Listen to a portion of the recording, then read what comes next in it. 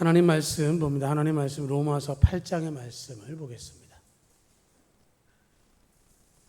로마서 8장 1절에서 11절까지의 말씀 우리 같이 한 목소리로 받들어 읽겠습니다. 로마서 8장 1절에서 11절입니다. 그러므로 이제 그리스도 예수 안에 있는 자에게는 결코 정죄함이 없나니 이는 그리스도 예수 안에 있는 생명의 성령의 법이 죄와 사망의 법에서 너를 해방하였습니다. 율법이 육신으로 말미암아 연약하여 할 수 없는 그것을 하나님은 하시나니 곧 죄로 말미암아 자기 아들을 죄 있는 육신의 모양으로 보내어 육신의 죄를 정하사 육신을 따르지 않고 그 영을 따라 행하는 우리에게 율법의 요구가 이루어지게 하려 하심이니라. 육신을 따르는 자는 육신의 일을, 영을 따르는 자는 영의 일을 생각하나니 육신의 생각은 사망이요 영의 생각은 생명과 평안이니라. 육신의 생각은 하나님과 원수가 되나니 이는 하나님의 법에 굴복하지 아니할 뿐 아니라 할 수도 없습니다. 육신에 있는 자들은 하나님을 기쁘시게 할 수 없느니라. 만일 너희 속에 하나님의 영이 거하시면 너희가 육신에 있지 아니하고 영에 있나니 누구든지 그리스도의 영이 없으면 그리스도의 사람이 아니라. 또 그리스도께서 너희 안에 계시면 몸은 죄로 말미암아 죽은 것이나 영은 의로 말미암아 살아있는 것이니라. 예수를 죽은 자 가운데 살리신 이의 영이 너희 안에 거하시면 그래서 예수를 죽은 자 가운데 살리신 이가 너희 안에 거하시는 그의 영으로 말미암아 너희 죽을 몸도 살리시리라. 아멘. 아멘. 우리는 살아가면서 종종 죄책감 또 두려움을 가지고 살아갑니다. 남들은 모르지만 자기가 알고 있는 과거의 잘못 그런 것들이 마음을 짓누르기도 하고 또 하나님의 심판대 앞에 선다라는 걸 생각할 때에 두려움을 갖기도 하죠. 마치 감옥에 있는 죄수가 자유 없는 삶을 사는 것처럼 이야기할 수 있는 거죠. 그런데 오늘 로마서 8장 특별히 1절 말씀은 우리가 암송해야 될 말씀이라고 생각합니다. 다시 한번 같이 읽겠습니다. 그러므로 이제 그리스도 예수 안에 있는 자에게는 결코 정죄함이 없나니. 이 말씀은 하나님께서 주시는 위로가 아니라 삶을 완전히 바꾸는 복음의 핵심의 단어입니다. 그래서 로마서 8장은 성경 중에 소중하다 그래서 존 칼빈은 로마서 8장을 복음이 가져다주는 놀라운 은혜를 가장 완전하게 보여주는 장이다 라고 이야기를 합니다. 그런데 8장 1절에 그러므로라는 말은 7장을 전제하고 있는 것이고요. 7장에서 사도 바울이 죄 가운데서 사망의 몸에 매여 있는 자를 구원한 은혜를 이야기했기 때문에 존 칼빈은 그렇게 표현했고요. 마틴 루터는 로마서 전체를 신약의 가장 순수한 복음이다라고 말했고 그 가운데 8장은 그 복음의 절정이다라고 이야기를 했습니다. 그래서 그러므로 이제 그리스도 예수 안에 있는 자에게는 결코 정죄함이 없나니라는 말은 이제부터 지금부터라도 예수님 안에 있는 자들에게는 결코 정죄함이 없다라는 이야기를 하는 것이죠. 하나님께서 우리에게 그리스도로 말미암아 새로운 은혜가 시작되도록 만들어 주셨다라고 하는 겁니다. 하나님께서 더 이상 우리를 정죄하지 않는, 그렇기 때문에 그리스도 예수 안에 있는 우리가 누리는 복을 세 가지로 말씀을 드리려고 합니다. 먼저 1절로 4절을 보면 정죄함이 없습니다. 정죄함이 없다. 정죄라고 하는 말은 뭐냐면 죄를 판결하고 거기에 따라서 죄의 값을 치르도록 하는 것이 정죄입니다. 그러니까 그 재판정에서 재판관이 피고에게 징역 몇 년에 처한다라고 하는 것을 판결하게 되는 것을 정죄라고 말하는 것이죠. 그런데 오늘 말씀에서 하나님께서는 정죄함이 없다라고 말씀을 하고 있는 것이죠.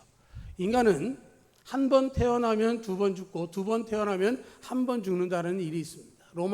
히브리서 9장 27절에 있는 말처럼 한 번 죽는 것은 사람에게 정해진 것이요 그 후에는 심판이 있으리니. 내가 거듭나면 나는 육신으로 한 번 죽고 영생을 얻지만 나는 한 번 태어나고 거듭나지 못하면 육신도 죽고 영도 심판을 받아서 죽음을 맞이한다라고 하는 것이고 그 심판장은 바로 하나님이시다라는 거죠. 하나님의 심판대 앞에 서게 되면 가운데가 없습니다. 왼쪽이든 오른쪽이든 결정이 나는 것이고 천국을 가느냐 지옥을 가느냐라고 나뉘는 것이기 때문에 누구도 그것을 피할 수가 없습니다. 그런데 그것을 판결하는 가장 큰 기준이 뭐냐라고 하는 것이죠.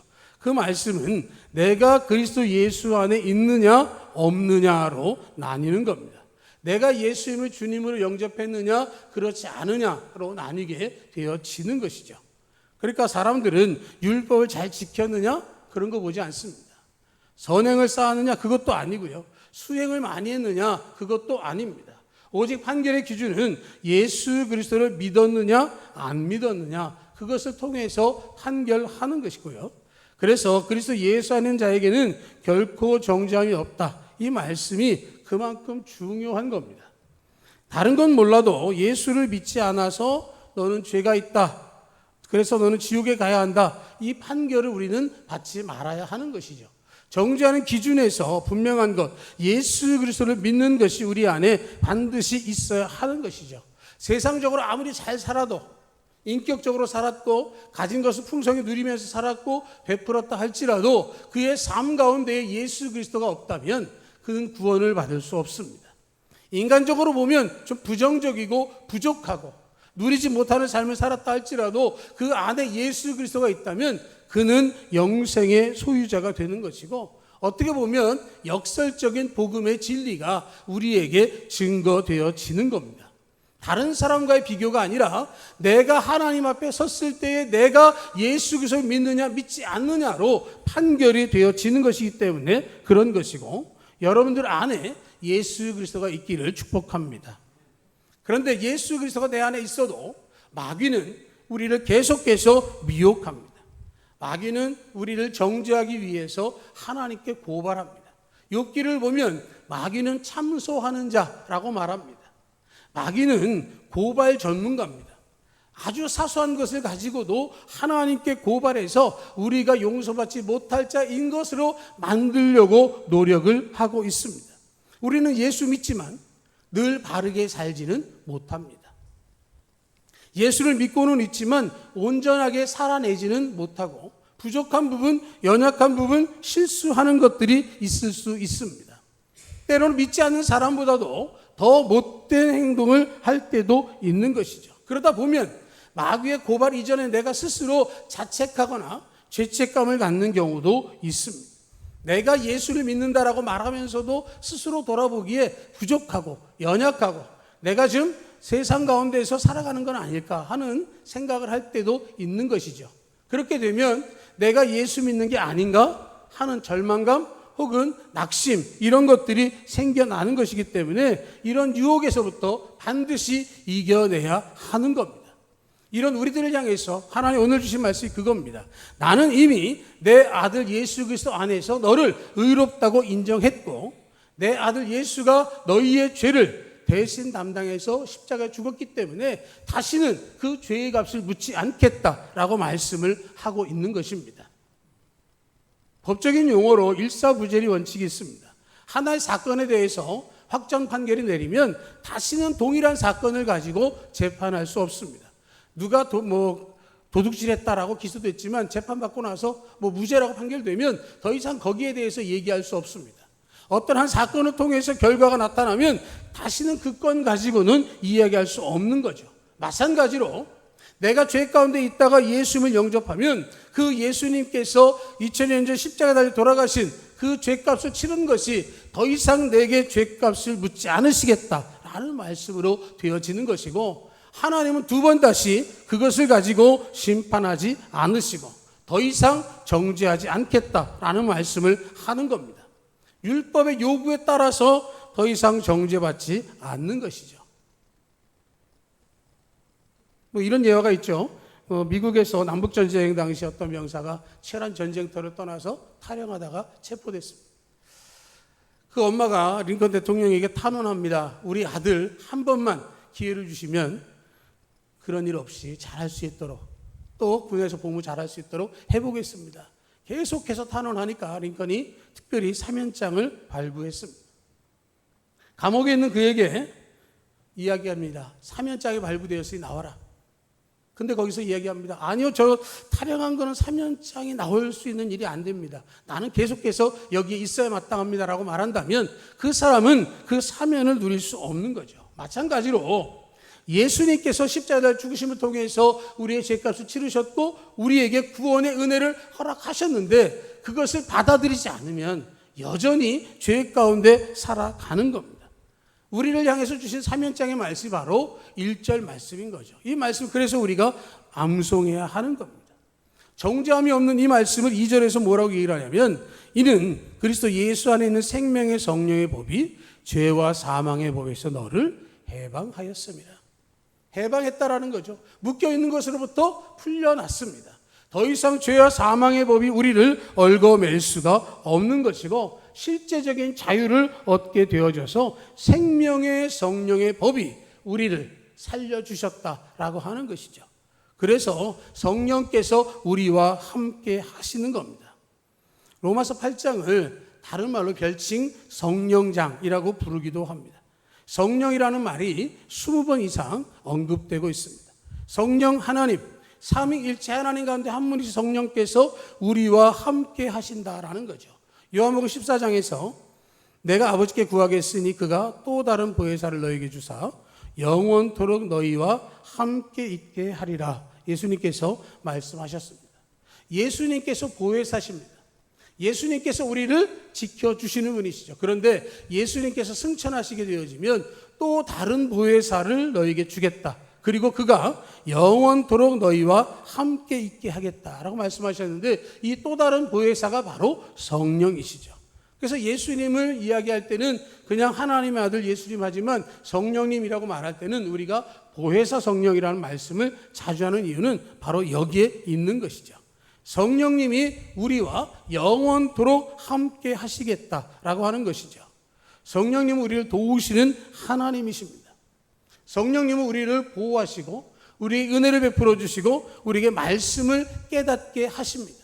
그래서 우리가 은혜를 누리고 하나님의 도우심 가운데 하나님의 자녀다운 삶을 살 수 있도록 인도해 주시는 것입니다. 성령님의 도우심이 없으면 아무것도 할 수 없습니다.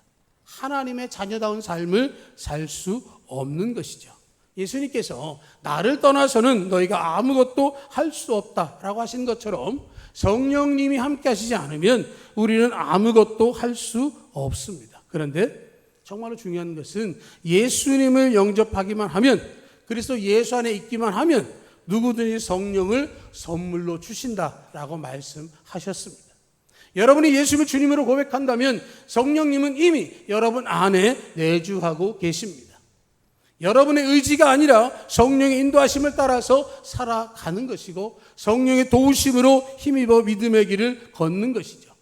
5절의 말씀을 보면 육신을 따르는 자는 육신의 일을 영을 따르는 자는 영의 일을 생각한다라고 말합니다. 우리가 어떤 것을 생각하면서 사느냐라고 하는 것은 인생의 방향이 달라지는 것이죠. 생각이 방향을 만들고 방향이 삶을 만들어줍니다. 성령께서 내 안에 계시면 육신을 따르는 것이 아니라 영을 따르는 것이고 성령을 따라서 영의 일을 생각하게 되어지고요. 6절의 말씀을 보면 육신의 생각은 사망이요 영의 생각은 생명과 평안이니라. 7절에 육신의 생각은 하나님과 원수가 되나니 이는 하나님의 법에 굴복하지 아니할 뿐 아니라 할 수도 없습니다. 육신에 있는 자들은 하나님을 기쁘시게 할 수 없느니라. 육신의 생각과 영의 일, 육신의 생각과 영의 생각으로 나누는 겁니다. 사람들의 삶에 있어서의 그 틀이 어느 방향으로 가느냐에 따라서 달라지는 것이죠. 육신에 속한 자는 그 안에 마귀가 있습니다. 영에 속한 자는 그 안에 성령이 내주하십니다. 육신에 속한 자는 하나님을 기쁘시게 할 수 없습니다. 그러나 영에 속한 자들은 하나님을 기쁘시게 할 수 있습니다. 육신의 생각은 죄와 사망입니다. 영의 생각은 생명과 평안입니다. 내가 어디에 함께하고 있느냐에 따라서 달라지는 것이죠. 마귀와 함께하면 하나님과 함께할 수 없습니다. 성령과 함께하면 마귀와 함께할 수 없습니다. 분명하게 나뉘어지는 것이죠. 육신의 생각은 하나님과 원수가 되지만 하나님께서 함께하시면 우리는 하나님의 사람이 될 수 있는 것입니다. 예수님 믿기 전에 삶을 자꾸 떠올리지 마십시오. 육신을 따라서 살았던 그때 예수님 믿기 전까지 우리는 악한 마귀와 함께 했습니다. 거짓으로 살아갔습니다. 그러나 그래서 예수 안에 있을 때 우리는 육신 중심에서 성령 중심으로 바뀌는 것이고 진리의 삶으로 살아가게 되어지는 것이죠. 보혜사 성령이 함께 하시면 하나님의 도우심을 받습니다. 영원히 거하신 성령을 따라서 영원토록 하나님의 인도하심 받을 수 있고요. 하나님이 함께 하시기 때문에 구원받은 성도로 하나님께 영광을 돌리게 되어지는 것이죠. 그런데 우리 이것을 자꾸 왔다 갔다 하는 것처럼 생각합니다. 더욱더 우리가 성령을 충만할 때 하나님께서 우리를 인도해 주시고 우리의 시선을 바꿔주시는 겁니다. 가데스 바네아에서 12명의 정탐꾼이 가나안 땅을 정탐하고 돌아왔습니다. 40일을 정탐하고 돌아왔을 때 10명은 그 땅에 살고 있는 거인들을 바라봤습니다. 2명 여호수아와 갈렙은 그 땅을 허락하시는 하나님의 은혜를 떠올렸습니다. 그들이 바라볼 때 우리가 메뚜기요, 그들이 바라볼 때 우리가 밥이다 라고 하는 말은 10명의 부정적인 말이었다고 한다면 그 거인들을 바라보며 그들이 우리의 밥이고 그들은 우리 앞에 메뚜기와 같다 라고 하는 말은 여호수아와 갈렙의 고백인 것입니다. 상황은 바뀌지 않습니다. 시선이 바뀌는 겁니다. 상황이 바뀌는 것이 아니라 하나님 주신 관점으로 바라보는 겁니다. 이스라엘과 블레셋의 전투 가운데 골리앗이 싸움을 돋을 때 그 골리앗을 바라봤던 수많은 사람들은 골리앗의 크기를 바라봤습니다. 그러나 다윗은 골리앗을 본 것이 아니라 그를 물리치시는 하나님을 이야기하고 하나님을 선포했습니다. 여러분, 골리앗의 키가 굉장히 컸습니다. 그렇죠? 그죠? 사울의 키는 얼마나 했을까요? 이스라엘 왕의 사울은 어땠을까요? 골리앗의 키를 3m 정도로 얘기를 하는데요. 사울은 2m가 넘습니다. 왜? 모든 사람보다 뭐가 컸어요? 머리 하나가 컸거든요. 그러면 2m 되는 사람이에요. 그럼 자기도 나름 용사입니다. 그런데 그가 싸우질 못했어요. 그런데 다윗은 어린 소년임에도 불구하고 하나님의 이름으로 나가서 맞서 싸우고 골리앗을 물리칠 수 있었습니다. 우리의 상황은 바뀌지 않아요. 현실은 그대로입니다. 그러나 그것을 보는 시선이 달라지는 거예요. 하나님께서 그 시선을 바꿔주시는 겁니다. 내 형편과 처지를 바라보면 힘들고 어려울 수 있지만 하나님께 기도하고 하나님께 나아가면 하나님께 그 상황을 역전시켜 주시는 겁니다. 생각을 바꾸고 믿음의 눈으로 보는 겁니다. 낙심하지 않고 하나님께 기도하는 것이 성령의 역사입니다. 그래서 예수 안에 있는 사람에게는 성령을 부어주시는 것이고 성령이 영원토록 함께하는 복을 우리에게 허락해 주시는 겁니다. 그 성령께서 우리 안에 계시면 그냥 계시는 게 아니라 역사하시는 거죠. 9절부터 11절입니다. 만일 너희 속에 하나님이 영이 거하시면 너희가 육신에 있지 아니하고 영에 있나니 누구든지 그리스도의 영이 없으면 그리스도의 사람이 아니라 또 그리스도께서 너희 안에 계시면 몸은 죄로 말미암아 죽은 것이나 영은 의로 말미암아 살아있는 것이니라. 예수를 죽은 자 가운데서 살리신 이의 영이 너희 안에 거하시면 그래서 예수를 죽은 자 가운데 살리신 이가 너희 안에 거하신 그의 영으로 말미암아 너희 죽을 몸도 살리시리라. 하나님의 영이 거하시면 육신에 있지 않다라고 말씀을 하고 있죠. 영에 있습니다. 그리스도 영이 없으면 그리스도의 사람이 아닙니다. 우리 안에 성령이 계시다라는 말은 그리스도의 영이 함께 하시는 것이고 그분이 우리를 죽음으로부터 살리시고 함께 하시고 부활의 소망을 갖게 하시는 겁니다. 그래서 예수 안에 있는 자에게는 정죄함이 없다. 이전까지는 죄된 모습들에 대해서 더 이상 판단받지 않는다라는 말씀을 하고 있는 겁니다. 구원받은 우리에게 물론 거룩한 부담감이 있습니다. 내가 하나님의 은혜를 받았고 내가 은혜 가운데 살아가고 하나님의 자녀가 되었다면 예전과 같이 살지는 말아야지라는 것은 우리에게 필요한 생각입니다. 거룩한 부담이죠. 탕자가 아버지의 집으로 돌아왔을 때는 이전의 삶을 살아서는 안 되는 겁니다. 그 삶의 방향에서 달라지고 아버지의 은혜와 사랑에 감사하면서 살아가는 것. 그런데 그것이 쉬운 일이 아니라는 거예요. 내 의지대로 하려고 하면 넘어지고 쓰러지는 겁니다. 그런데 성령께서 내주하시면 그 일을 할 수 있는 거예요. 그리스도의 영이 우리 가운데 함께함을 통해서 우리가 그 역사를 경험케 되어지는 것이고요. 그래서 우리에게 주시는 말씀은 그런 상황 속에서 우리가 어떻게 달라지느냐라는 것이죠. 10절의 말씀처럼 그리스도께서 너희 안에 계시면 몸은 죄로 말미암아 죽은 것이나 영은 의로 말미암아 살아있는 것이다. 육신은 날로 후패하지만 우리의 영은 날마다 새로워지는 것처럼 하나님이 베푸신 은혜로 말미암아 성령의 역사하심으로 새로운 삶을 누리고 그 은혜를 경험하게 되어지고, 그렇게 되어지면 11절의 역사가 일어나는 겁니다. 예수를 죽은 자 가운데 살리시니, 죽은 자 가운데 살리셨다는 말은 과거에 우리가 죽었던 영혼이지만 이제 믿음을 통해서 구원받았다라고 하는 얘기입니다. 그 영이 너희 안에 거하시면, 그래서 예수를 죽은 자 살리시니가 너희 안에 거하신 그 영으로 말미암아 너희 죽을 몸도 살리시리라.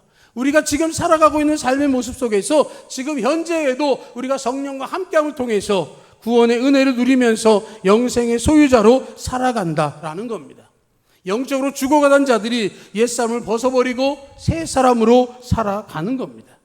우리 안에 거하신 성령께서 우리를 위해서 말할 수 탄식으로 간구하시고 우리에게 기도하게 하시고 하나의 뜻을 깨닫게 하시는 것이고 우리를 다스리기를 원하고 계시는 겁니다.